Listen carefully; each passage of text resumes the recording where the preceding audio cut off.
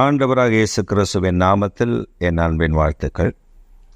இந்த நாளிலேயும் இந்த செய்தியின் மூலமாய் உங்களை சந்திப்பதில் நான் மகிழ்ச்சி அடைகிறேன். இன்றைக்கு நம்முடைய தியானத்திற்காக நாம் தெரிந்து கொள்கிற வேத வசனம் ஏசாயா தீர்க்கதரிசன புஸ்தகம் 43 அதிகாரம் 4 நீ என் பார்வைக்கு அருமையானபடியினால் கனம் பெற்றாய், நானும் உன்னை சிநேகித்தேன். நீ என் பார்வைக்கு அருமையானபடியினால் கனம் பெற்றாய், நானும் உன்னை சிநேகித்தேன். நம்முடைய தகப்பனாகிய கர்த்தர் ராஜாதி ராஜன் உங்களை என்னை பார்த்து சொல்லுகிறார், நீ என் பார்வைக்கு அருமை. ஆண்டவருடைய பார்வைக்கு நீங்களும் நானும் அருமையாக தெரிகிறோம். அது எப்படி அருமையாக தெரிகிறோம்? நீங்களா ஏதாவது சொல்லாதீங்க அப்படின்னு சொல்லி நீங்கள் சொல்லலாம். இல்லை, உண்மை அதுதான். கர்த்தருடைய பார்வைக்கு நீங்களும் நானும் அருமையாக தெரிகிறோம். அதனால தான் கனத்தை தருகிறார். கனத்தை தருகிறது மாத்திரமல்ல, நான் உன்னை சிநேகிக்கிறேன், நேசிக்கிறேன் என்று நம்மை பார்த்து சொல்லுகிறார்.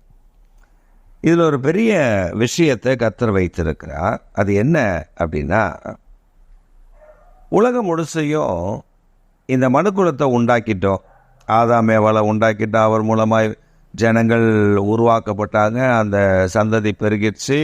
சந்ததி பெருகி அப்படியே பிரவாகித்து வந்துருச்சு. நிறைய மக்கள் உலகத்தில் பெருக ஆரம்பிச்சிட்டாங்க. லட்சக்கணக்கான மக்கள் பெருக ஆரம்பிச்சிட்டாங்க. இதில் நீங்கள் பார்த்தீங்கன்னா பல அவதூறுகள், பல தீமைகள், பல பொல்லாப்புகள் தேசத்தில் நடக்க ஆரம்பிச்சிது. அதனால் ஆண்டவர் பார்த்தாரு, மனஸ்தாபப்பட்டு நான் மனிதனை உண்டாக்கினதற்கு மனஸ்தாபப்படுகிறேன், அவர்களை அழிக்கப் போகிறேன்னு சொல்லி ஒரு தீர்மானம் எடுத்து அழிக்கிறதுக்கு தீர்மானிக்கிறார். அப்படி அவர் தீர்மானித்து முழு உலகத்தில் உள்ள மனிதர்களையும் அழிச்சிட்டு இன்னொரு ஆள் என்ன உருவாக்கிக்கலாம். அவருடைய பிளான் என்னெல்லாம் நமக்கு தெரியாது. ஆனால் அழிக்க அவர் முற்பட்ட போது ஒரு காரியத்தை அங்கே நாம் பார்க்க முடிகிறது. என்ன?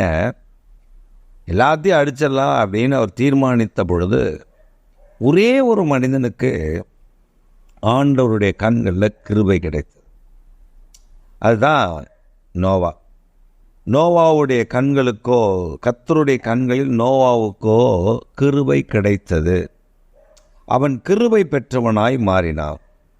அவன் கிருபை பெற்றவனாய் மாறினது மாத்திரமல்ல, அவனையும் அவனுடைய குடும்பத்தையும் ஆண்டவர் பாதுகாத்தார். மிக அழகாக இருக்கும். அதில் God protected Noah and his family in 8 number in all. அதாவது 8 பேர் தான் அந்த குடும்பத்தில் முழுசுமாய் நம்ம பார்த்தோம். ஆனால் நம்முடைய வாழ்க்கையில் நான் உன்னை சிநேகிக்கிறேன் அப்படின்னு ஆண்டவர் நம்ம பார்த்து சொல்கிறாரு. என் பார்வைக்கு நீ அருமை சொல்கிறாரு, கனம் பெற்றாய் அப்படின்னு சொல்கிறார். தேவனுடைய பார்வை நம்ம மேலே பட்டுச்சுன்னா நம்முடைய வாழ்க்கை மாறும். எப்போ படும்? அப்போ நாம் தேவனை தேடும்போது, ஆண்டவரை நாம் உண்மையாய் நேசிக்கும் பொழுது அவர் பார்வை நம்மேற் படும். நீங்கள் வேதத்தில் பார்த்தீங்கன்னா, கொர்நேலியுன்னு ஒரு மனிதன் தான் நிறைய தான தர்மங்களை செய்தான். அதெல்லாம் விட அவன் உபவாசித்து கர்த்தரை தேடுகிறவனாய் இருந்தான். அவன் அந்நிய ஜனத்தான் தான், ஆனால் உபவாசித்து தேடினான். கர்த்தரை உபவாசித்து தேடுகிறத கனப்படுத்தினான். கர்த்தருடைய கண்களில் அவனுக்கு இரக்கம் கிடைத்தது. இன்றைக்கு நீங்களும் நானும் அவருடைய பார்வையில் கனம் பெற்று, அவருடைய பார்வையில் பிரியமுள்ளவர்களாய் காணப்பட்டு, தேவனுடைய ஆசீர்வாதத்தை அனுபவிப்பதற்கு ஆண்டவர் நம்மை தெரிந்தெடுத்தார். ஒன்றை மறந்து விடாதீர்கள், உங்களை யாருமே மனிதர்கள் நேசிக்கலை, மற்றவர்களெல்லாம் என்னை வெறுத்து விட்டார்கள் என்று எண்ணம் உங்களுக்கு இருக்கலாம். ஆனால் உங்களை நேசித்து, உங்கள் மேல் அன்பு வைத்து, உங்கள் மேல் தயவை விளங்க பண்ணி, உங்களுக்கு தம்முடைய கிருபையை தருகிற தேவன் ஒருவர் உயிரோடு கூட இருக்கிறார் என்பதை மறந்து விடாதீர்கள். அதனால தான் ஆண்டவர் சொன்னார், என் பார்வைக்கு நீ அருமை. உங்களை எல்லாம் வெறுத்து ஒதுக்கி இருக்கலாம், எல்லாரும் உங்களை தூக்கி வீசியிருக்கலாம், நீங்கள் நம்பினோர் உங்களை உதாசீனப்படுத்தியிருக்கலாம், அவமானப்படுத்தியிருக்கலாம், நம்பிக்கை துரோகம் பண்ணியிருக்கலாம். ஆனால் நீங்கள் ஆராதிக்கிற தேவன் நீங்கள் அன்பு செலுத்துகிற தேவன், நீங்கள் உண்மையாய் தேடின கர்த்தர் உங்களை கைவிடலைங்க. அவர் உங்களை நேசிக்கிறார், உங்கள் மேல் அவர் அன்பு வச்சிருக்கிறார். அதை சொல்ல, நீ என் பார்வைக்கு அருமை, நீ அருமையானவனானபடியினால், நீ அருமையானவளானபடியினால். இன்றைக்கு நீங்கள் கண்ணாடிக்கு முன்னாடி போய் நின்று உங்களை நீங்களே உங்கள் உருவத்தை பார்த்து, நீ ஆண்டவருடைய பார்வைக்கு அருமையானவன், நீ ஆண்டவருடைய பார்வைக்கு அருமையானவள், நீ தேவனால் கனம் பெற்றிருக்கிறாய் சொல்லி பாருங்களேன்.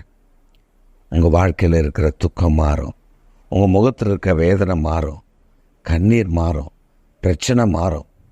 என்னை நேசிக்கிற ஒருவர் இருக்கிறார், நான் அவர் தான் வானத்தையும் பூமியை உண்டாக்கின கர்த்தர் என்பதை மிக அழகாக நான் சொல்ல முடியும். ஆம் பிரியமானவர்களே, நீங்களும் நானும் தேவனுடைய கரத்தில் அவருக்கு பிரியமானதை செய்து கொண்டிருந்தாலே போதும். அவருடைய பார்வை நம் மேலே இருக்கும், அவருடைய பார்வை நம் மேலே விழுந்திருக்கும். அவர் நம்மை கனப்படுத்துவதில் மேன்மையான காரியங்களை செய்வார். அதை இனி வரும் நாட்களில் நீங்கள் காண்பீர்கள். உங்களை கர்த்தர் அளவில்லாமல் ஆசீர்வதித்து காப்பாராக.